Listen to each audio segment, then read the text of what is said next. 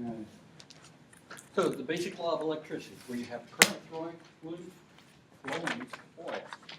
stuttering is contagious. Where you have current flowing through a conductor, say that 10 times, okay, you induce or create a magnetic field around that conductor. Now, in an electromagnet, everybody remembers in grade school, you wrap a copper wire around a nail, and you put current through it, and you create an electromagnet. Okay? That's what's happening, okay? When you push current through that coil copper wire, you created an electromagnetic field around that copper wire, which created your electromagnet. Okay? Now, in electromagnetic induction, what happens is you push a wire past that magnetic field or the magnetic flux field, and you create voltage or current in that wire.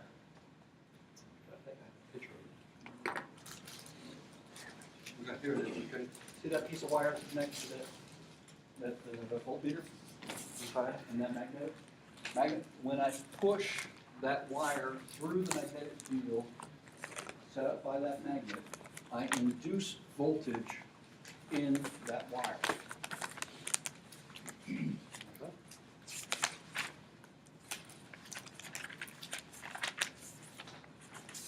Now, depending upon which direction the current is flowing, also depends upon what direction the magnetic field is created. Right? So if I push current out, like on the left-hand side right there on the top, okay, it creates a magnetic field that's clockwise. If I push it current in, then I create a magnetic field that's counterclockwise. So if I know that, and I know that when I push a conductor through a magnetic field, I induce voltage, then if I change or reverse the direction of the magnet, and this one's north and south, I have to reverse the direction of the conductor pushing through the magnetic field. Okay. The first one, we push it from top to bottom. This one, we're going to push it from bottom up. Okay. I reverse the direction of the current moving through that conductor.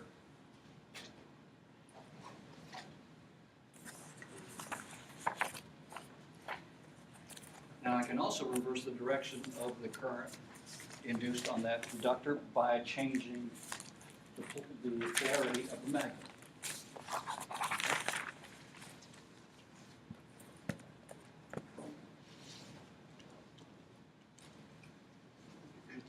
Now, to determine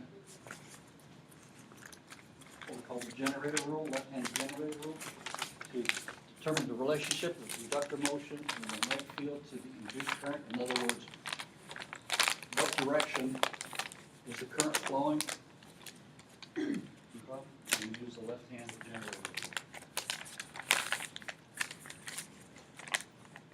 rule. Okay. Now, you can also induce voltage by moving the magnetic field. Whereas before we moved the conductor, the wire, you can also move the magnet. So instead of moving the conductor through the magnetic field, you move the magnet across the conductor.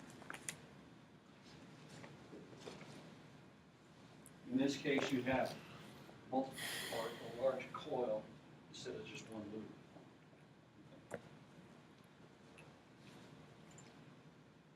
Now, you can increase the voltage induced on that conductor by doing several things. By increasing the number of turns or loops that cross that magnetic field. By increasing the magnetic field or the strength of the magnet. And by increasing the speed that you cut across the magnetic field.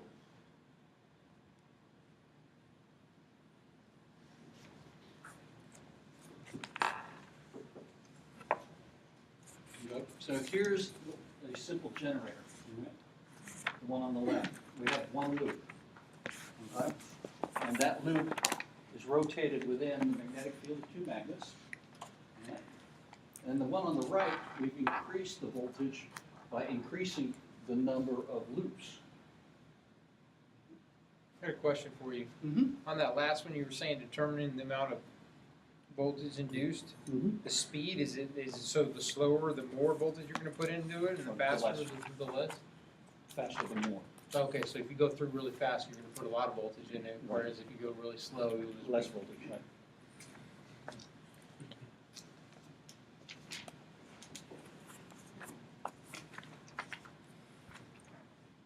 Now, Lenz's law, it says that the induced voltage or current opposes the motion that causes it. Okay, so inductors always oppose a change in current. So you're going against the force of the magnetic field.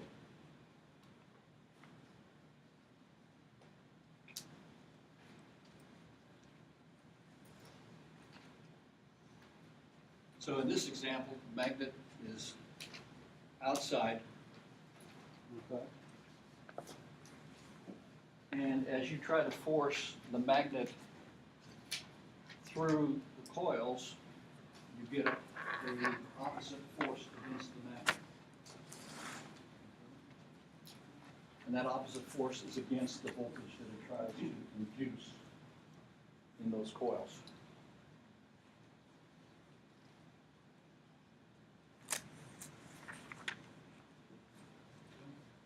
And your induced voltage force current flows in the same direction.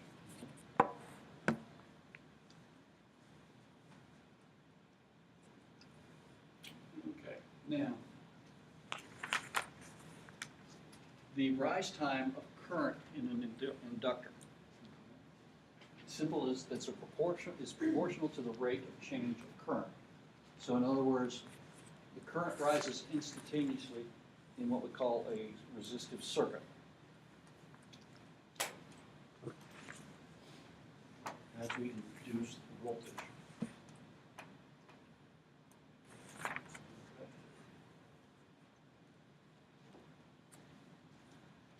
So in this case, we have an inductor over here. Okay? And we're going to push current through under voltage. And as we do that, the force is going to be opposite and proportional at an exponential rate against the current.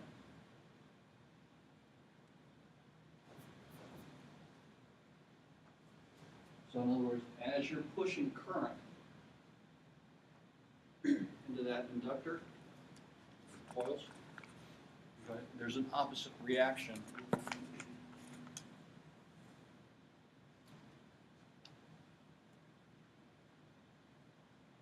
And the rising current is at an exponential rate. Okay. And here's that exponential curve. Okay. And again, it's divided into 5 times, 5 time constants.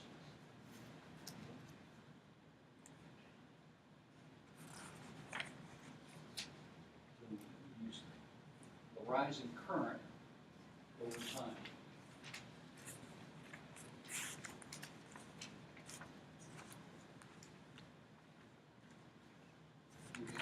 So in this case, we have a bucket of water, just to give you an analogy. Okay. The first time constant drops the most water. Second time constant a little bit less. The third time constant is even less because the amount of pressure, the water pressure above becomes less and less because you have less volume of water pushing down.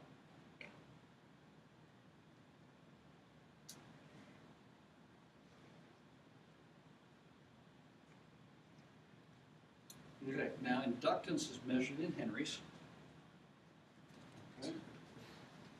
And a coil has an inductance of 1 Henry when a current change of 1 ampere per second results in an induced voltage of 1 volt. Okay. And that's what the formula looks like. And I'm not going to ask you to memorize it, so don't worry about that.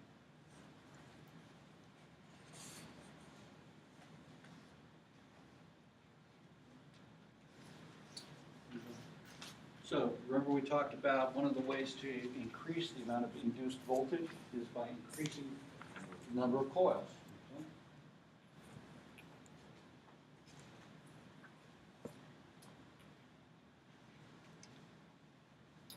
Now, there is what we call an RL time constant.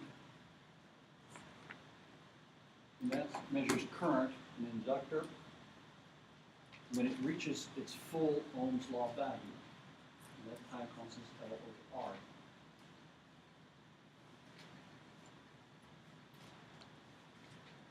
And that happens to be the one time constant out of the total of 5. Now, you also have in voltage circuits, or in circuits, you can have what we call voltage spikes. And that can occur when current flows through an inductor stops and the current decreases at an exponential rate. You have a voltage spike. So remember, to reach its full potential is an exponential curve going up. This one's the opposite. We're going What down. would cause something like that? If you remove voltage from the circuit.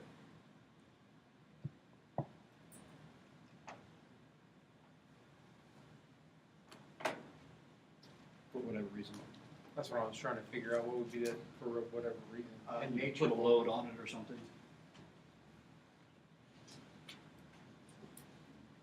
Say like a motor startup or something. Okay. And then it drew too much. You draw a whole bunch more current, right? Now, in this case, this resistor right here helps to prevent the voltage spikes caused by your inductor. When the switch is open, a series path is formed by the resistor and the inductor. Because you still have voltage left over in that inductor, remember? Because it takes time to fully discharge or derate.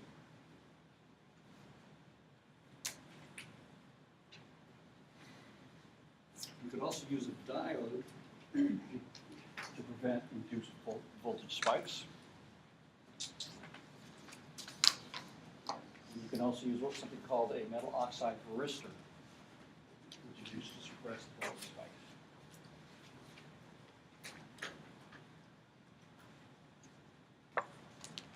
Now with your varistor, when the switch is closed, a magnetic field is established around the inductor. I'm not going to ask you to fully understand this. Just put this in the back of your mind somewhere.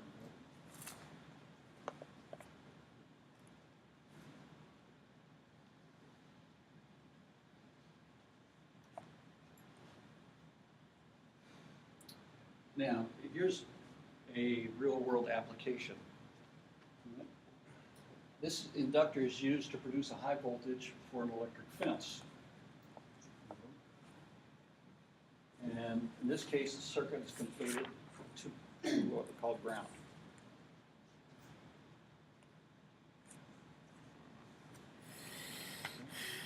So you can get a high voltage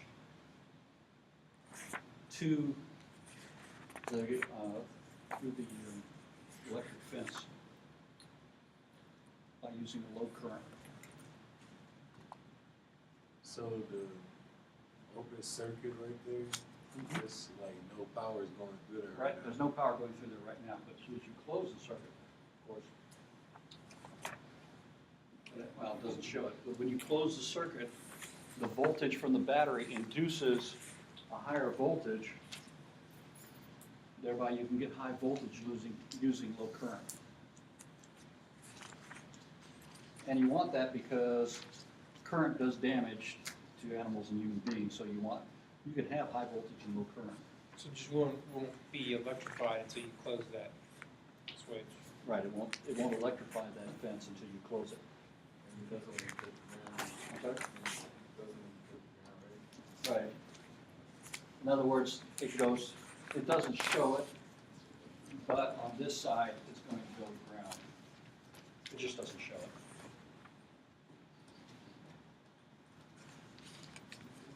So what it does is it gives you the ability to use low voltage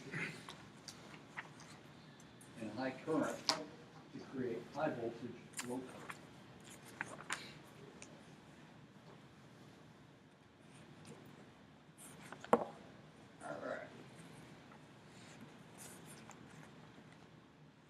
Okay, so where does that leave us? Well, how does that affect us, and it's going to affect us on how we generate alternating current.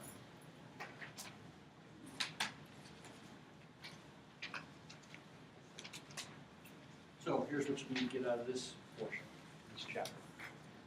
Be able to talk about the differences between DC and AC current, alternating and direct current. Be able to compute instantaneous values of voltage and current for a sine wave. Be able to compute peak, RMS, and average values of voltage and current. And talk about the phase relationships of voltage and current in what we call a purely resistive circuit.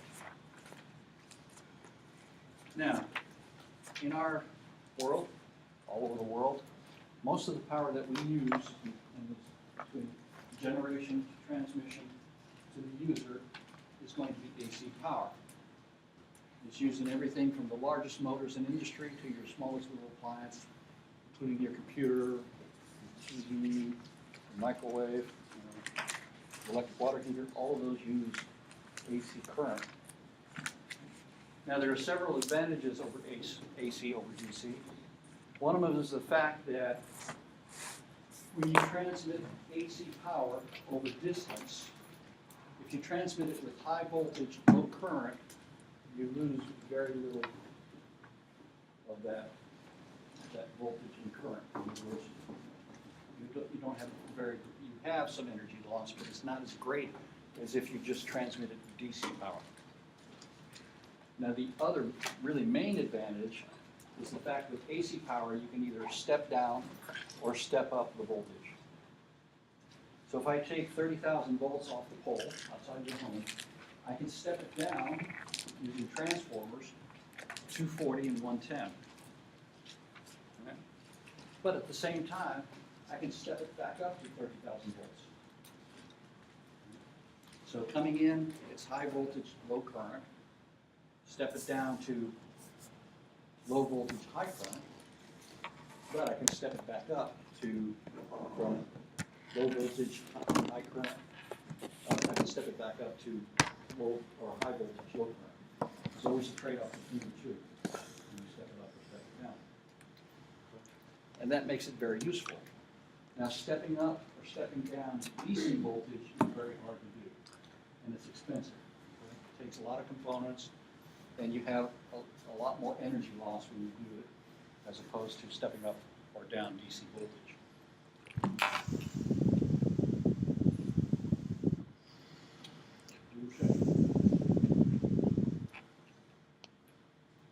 Now,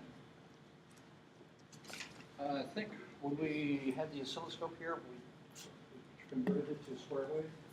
Everybody remember that? If you weren't there when we had the oscilloscopes, you missed out on it. Okay. A square wave AC means you have power going in and power going out. It's more or less instantaneous. You go from zero to positive voltage, from positive voltage to zero, and then back down to negative voltage, and then back up to zero. Okay? So it forms a square wave. And we can do that by using a switch and two batteries. Okay? We can replicate a square wave, and we can create a square wave oscillator. So we create a nice square wave instead of a nice sine wave.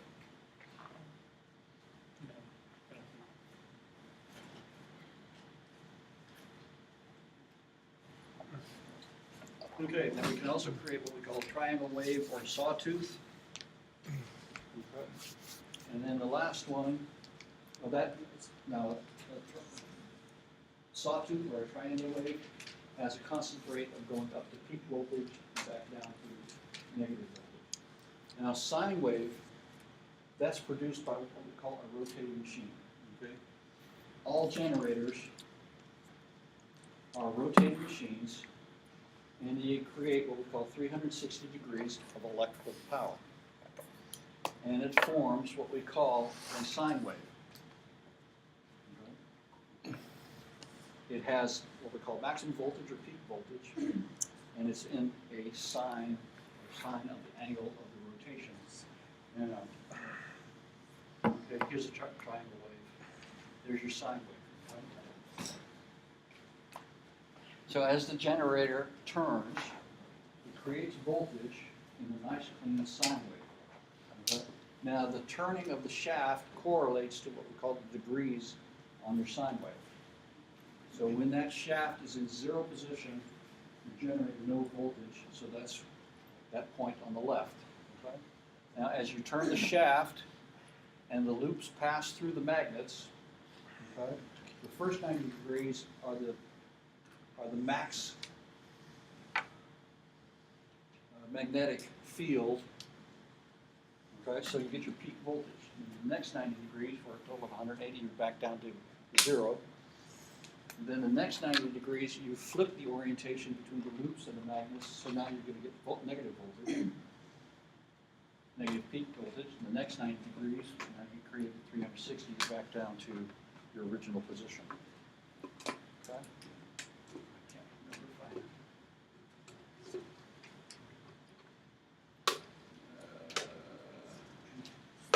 okay. After this, I will go back and I'll show you some pictures of loops passing through the magnets. Give you a better idea of what it looks like. And I think you have some pictures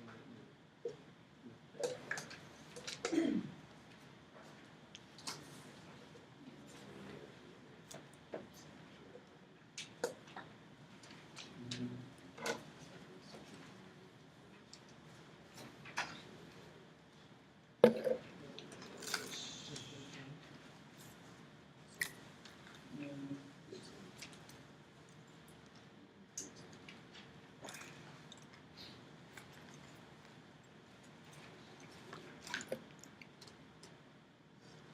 Okay, that's on page, starts on page 845.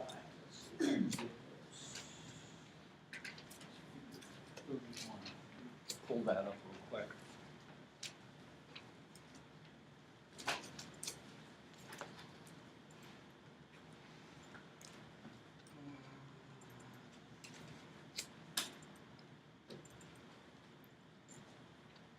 What chapter was that again? 30. 30, okay.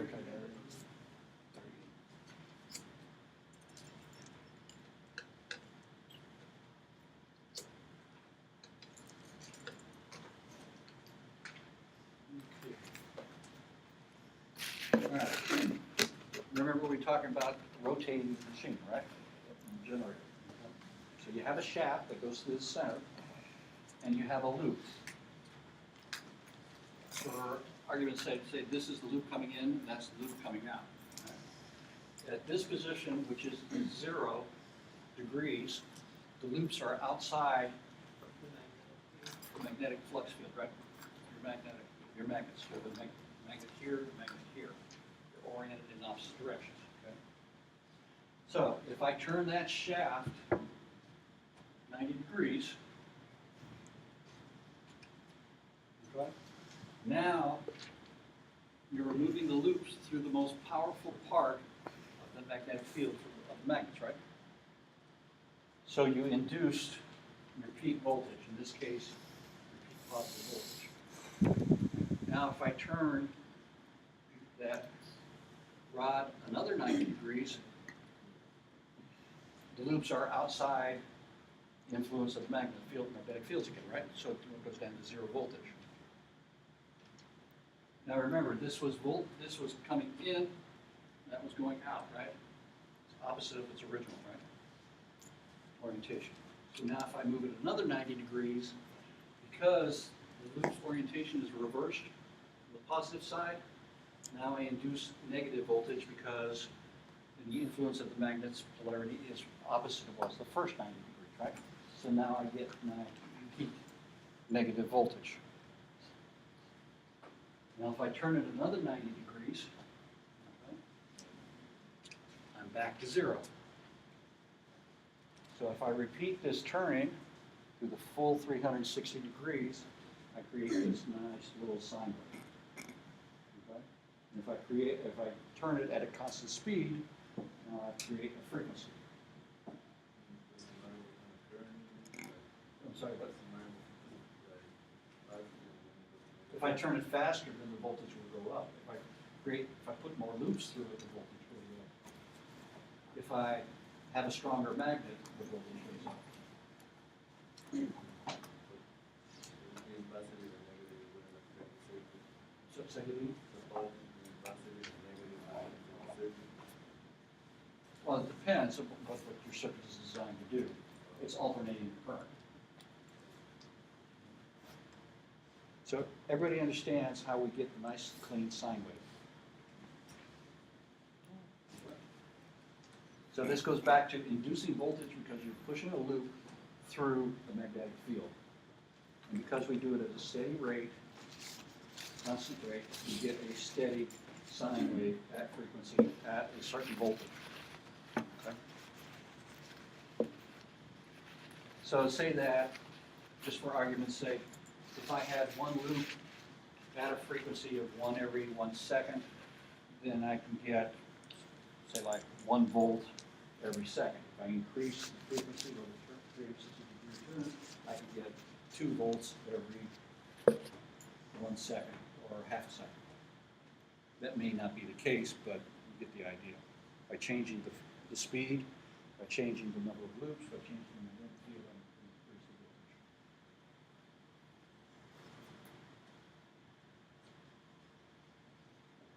Okay. Let's see here, what else is in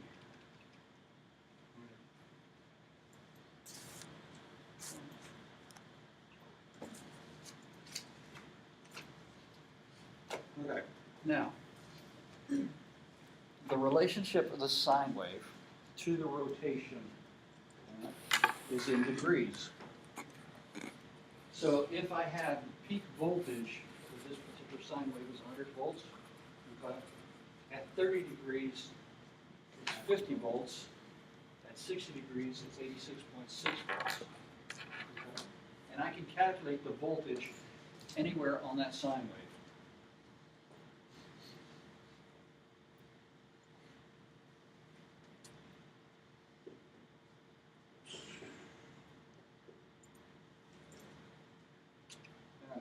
Now, there are several ways to measure voltage. Okay? Typically, the most common one is what we call peak to peak. So in other words, peak to positive, peak negative. That's peak to peak voltage. You also have peak voltages, which is either the peak voltage from 0 to positive or 0 to negative.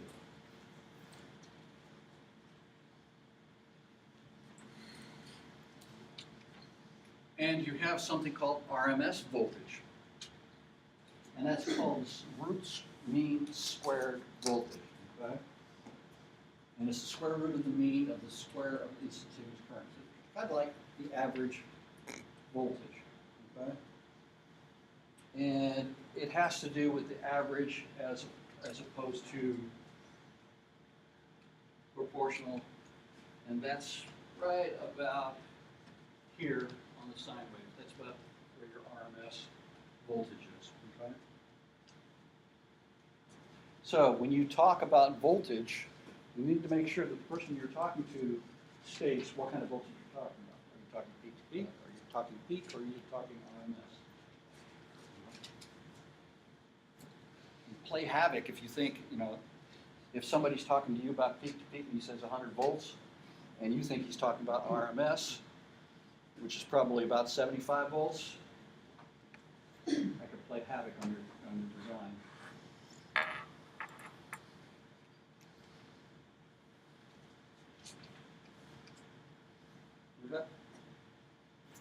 And there it is, peak to peak, peak, and RMS. I'm going to show you how to calculate those. Okay. So the wavelength of your sine wave, okay, is 1 cycle of alternating voltage. And you use that little symbol that shows the speed of light in meters per second frequency. Because remember, we said that the speed of the current traveling through your conductors comes close to the speed of light, right?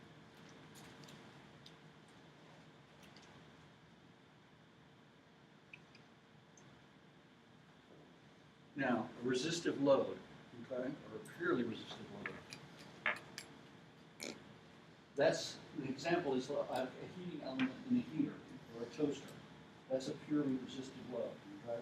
So you're resisting the movement of current, which creates heat, okay? And the current and voltage, the sine wave, your voltage sine wave and your voltage current wave are in phase with each other.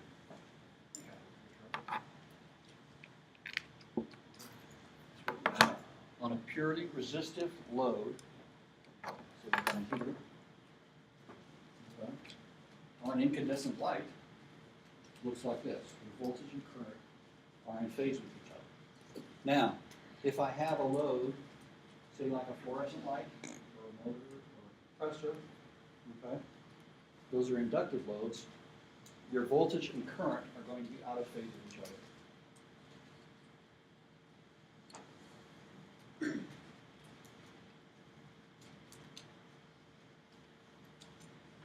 So, true power, or watts, in a purely resistive,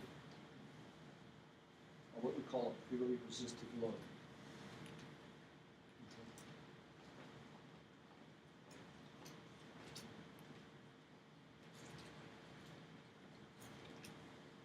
Now, we also have something called skin effect.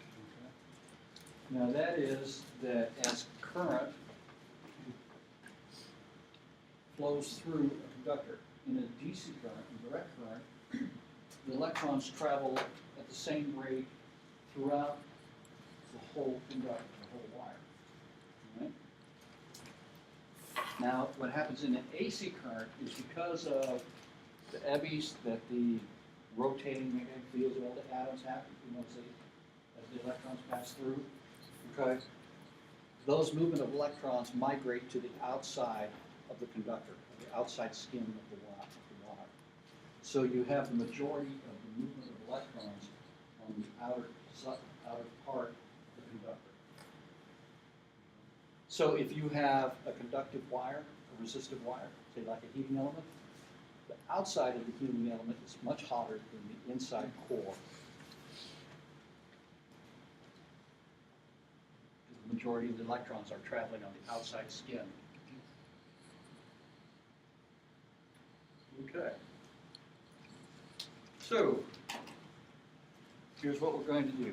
In your textbook,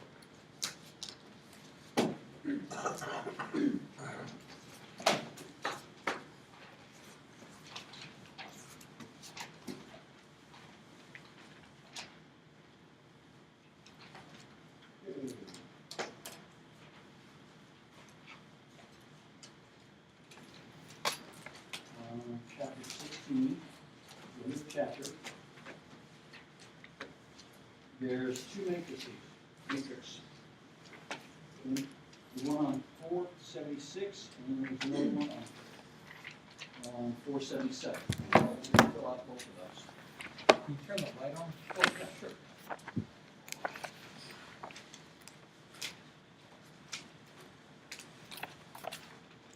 You're gonna show us how to do these? Yeah, I'll show you. All right, now the one on the left, on 276, okay, we talked about peak voltage, okay, instantaneous voltage, and the degree. Remember on the sine wave? We can figure out what the voltage is at any point along the sine wave. Okay. Any point along the sine wave is what we call instant voltage. Peak voltage is equal to peak. You see? Now the formulas that you're going to use are right there on the bottom. And you're going to use something called the sine. Everybody remember sine and cosine and tangent, cotangent in high school?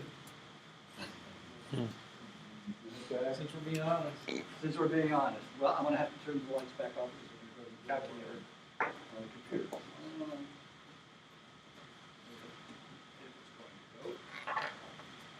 looks like it won't go right away. All right. Well, in the meantime, do some more talking. Okay. So, I can find what we call instantaneous voltage. In other words, voltage along anywhere along that sine wave. Right? Now, in order to find out what that is, I take my maximum voltage times the sine of the degree, or in other words, the point on that sign, in that sign way. Yep, there we go.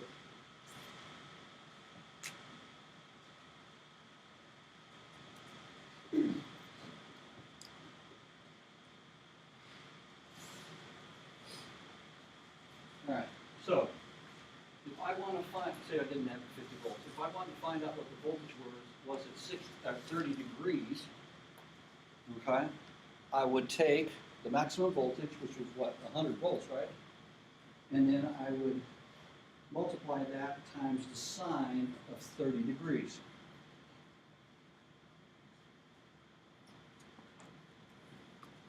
All right, now remember, let me go. Sine is the y. If you think of it as xy axis, y is always a sine, cosine is an x. It's the bottom. All right, we're always going to deal with sine though. Now, let's go ahead and get your calculator. Okay. So if I have 30 degrees, and I tell the calculator to do the sine of it, it's going to give me a value of 1/2. Okay. So if I took the peak voltage of what? 347 times 1/2, that would give me the voltage at 30 degrees. That's the degree, Hmm? that's the answer for though? No, that's not, I'm just saying, I could get, all right, well, let me back up, all right, let's look at the first one then. All right, it gives you peak voltage of 347 and instantaneous voltage of 208. So we want to find where on the sine wave that 208 volts is, right?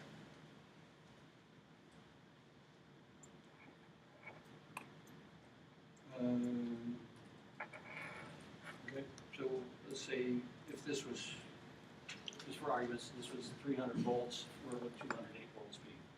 Okay, so how would we calculate that? Well, which formula could we use? We're trying to find what? Degrees, right?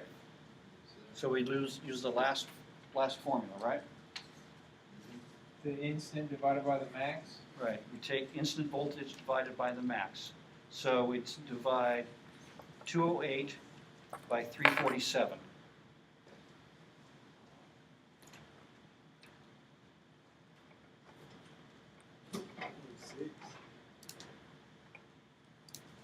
So what is that? With the long version and the short version. Just two numbers after the decimal. 0.5, or yeah, I guess it would be 0.6. 0.5994. How are you gonna? 5994.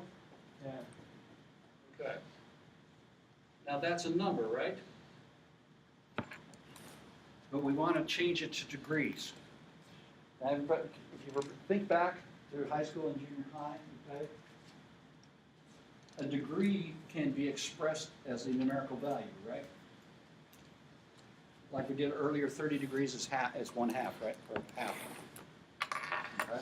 So we want to find out what. Where's clear? Okay. 0.5994. Okay. Now we want to find out what that is in degrees, right? Okay. Now, if I remember right, it's inverse. Where is it? Inverse sine. So it's 36.82 degrees. Is that right? Somebody look up in the back of the book and see if that's right. Somebody want to look.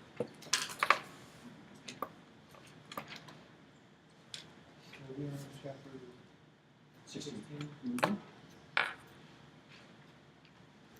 That's correct. Is that right? That's correct. I'm getting a different number. 36.829. Okay.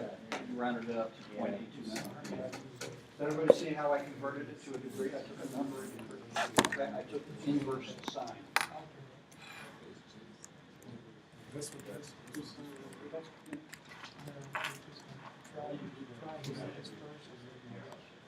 Okay, it depends upon your calculator.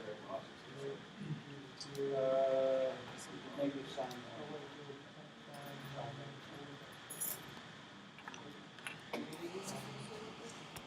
It's 36.82. Now I can go back and I can, if I hit sign, I can go back to the numerical value, right? Okay. So in other words, in these calculations, you can't multiply and add and divide degrees. So you have to convert the degrees to a number before you can manipulate it algebraically. I'm getting a different area. What do you get?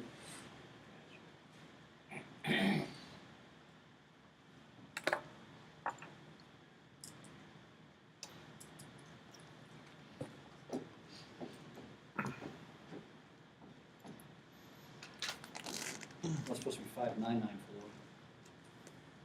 Not 5449. That's one problem. Okay. So, everybody got that one? It's still got a different number.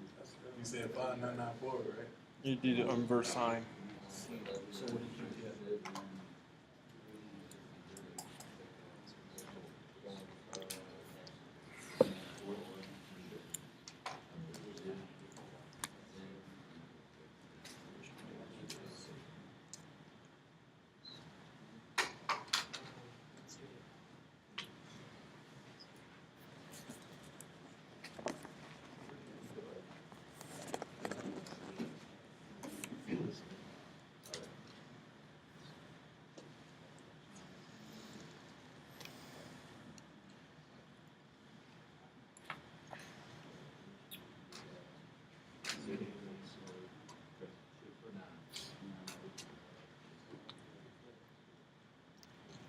Oh, yeah. So, second.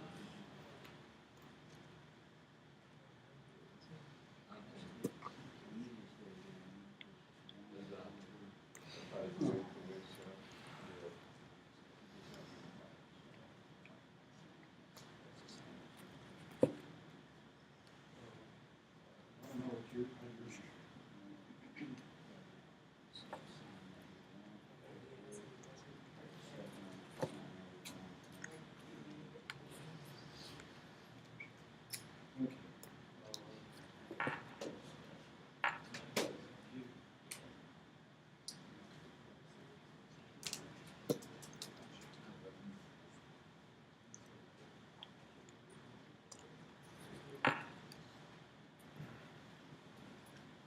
Okay. I don't know. I don't know why your doesn't work.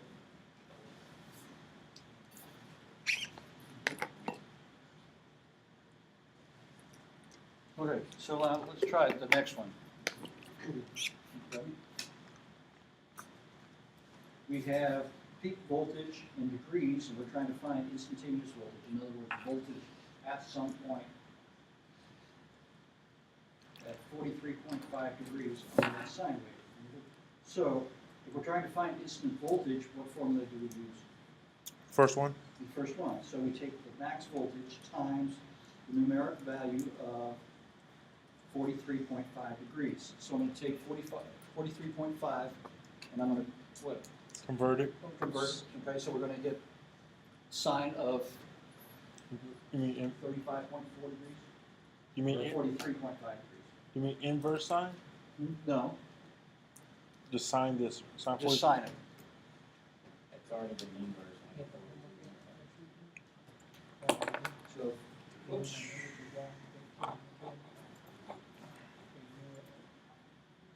We're going to take 43.5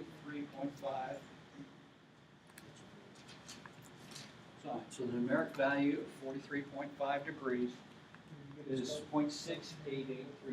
So we're going to take that, and we're going to multiply it times your peak voltage, right? Times 780. What'd you get? Is that how you do it? .680. You take 43.5 and multiply, and hit sign. Okay, so I got 43.5. This right here? Yes.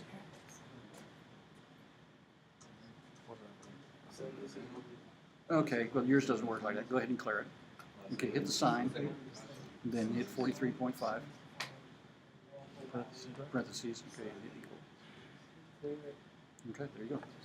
0.688.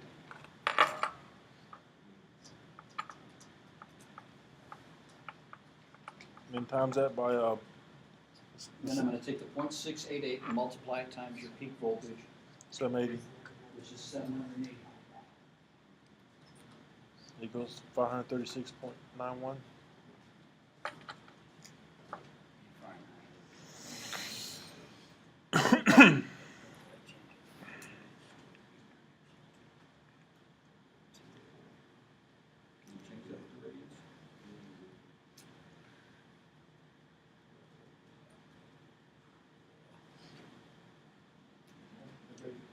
You get to get the What you got?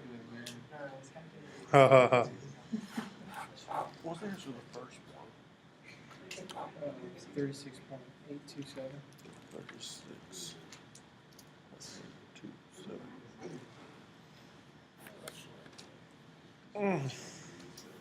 Okay, let me see if you're clear.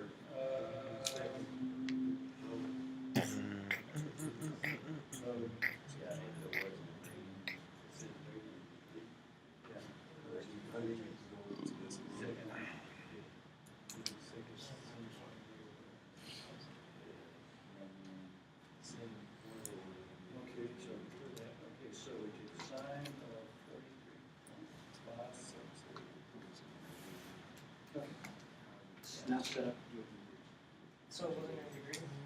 Yeah, it was not in degrees. Alright, that's what I heard. So you hit sine 43.5.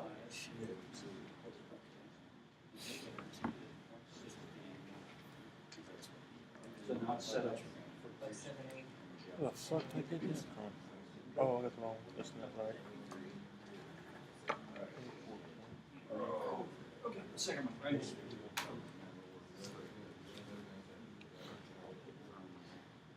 The third one is It's part of core calculus. Number is Okay, so 17.6. you take the max voltage. What are you doing, the first one? We're doing the second one. the third one was the one we were dealing with, right? With the rest of the stuff, right? You're gonna multiply that times 0.6. Yeah, keep it right there in degrees, Mhm. remember. Because the sine of 43.5 degrees is 0.6. And then do it in reverse. You can put in, let's see if I can reverse it works. 5, 6, sine. Okay. Your sine is without the shift.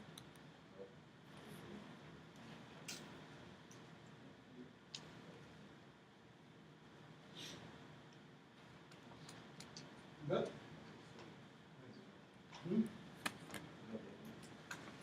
Okay. All right, let's see here. Mode setup. Okay. Go for number 3. No, I'm not getting the right answer. Did you get 0 point something? I got 750. What? How did you do that? How did I do that? 17. You gotta take degrees and convert it to a number, right? 17.65, right? Yeah, it was 23,024. No, well, we gotta go Point to zero- the next point step, what? which is how to convert Point between peak 3024. and peak. What you got? No, okay. On page 1056. Then you put. Damn, I think I did something wrong here. Good.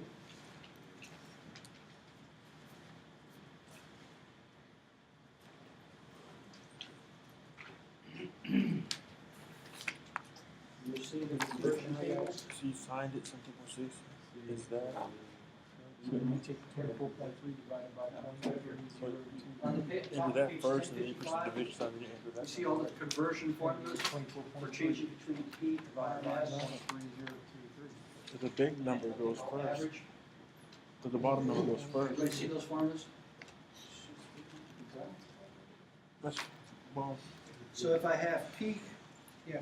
of 12.7, how do I find out what the RMS value is? You take the inside.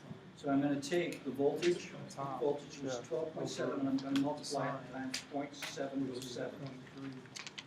Okay, who's got that? So you take 24.3 divided Yeah, by 0.3023. so it is backwards. And then here's the answer on the back of the See, because you want to put that on top, because it's telling you right here in the formula for Yeah, I'll look at it. It's something you set up in the book that came with it. Yeah. Okay, you change it to degrees. Wait a minute here. It doesn't tell you back here. 24.3 divided. No, what the hell? It's so stupid. You know, probably in the mode there. Say it again. Okay, did you figure out how to do these right here? Yeah, it's How you degrees, so gonna- you take What's your point one times. What you want to use point one? It's 1 by the sine of it, okay? And then I can say right here.